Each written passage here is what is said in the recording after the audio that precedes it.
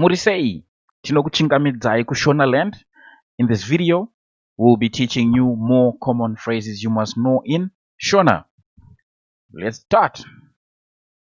The first phrase I'm going to teach you is when I want. In Shona, kana ndada. Kana ndada. Okay. Child of a king. In Shona, mwana wa mambo. Mwana wa mambo. Child, it's mwana in Shona. King, it's mambo. So, child of a king, mwana wa mambo. Wa, it's of a. Mwana wa mambo. Love story.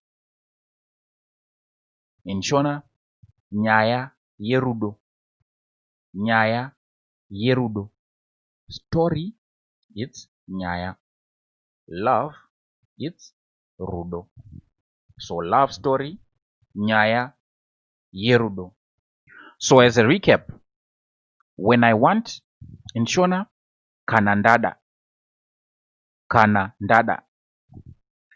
Child of a king, mwana wa mambo. Mwana wa mambo. Love story, nyaya yerudo. Nyaya yerudo.